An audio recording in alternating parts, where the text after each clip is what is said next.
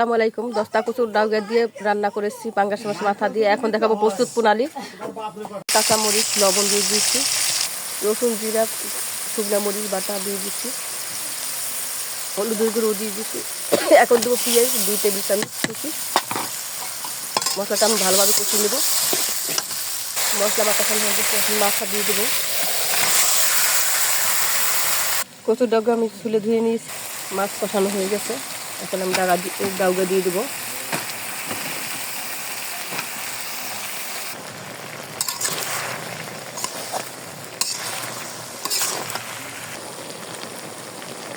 পাতা দিয়ে দিলাম। এখন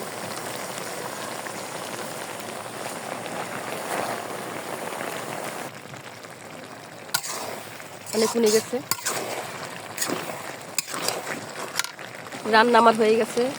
আজকে পর্যন্ত আবার নতুন কোনো ভিডিও নিয়ে আপনাদের সামনে উপস্থিত হবো। সে পর্যন্ত ভালো থাকুন, সুস্থ থাকুন। আসসালামু আলাইকুম রহমতুল্লাহি ওয়া বারাকাতুহু।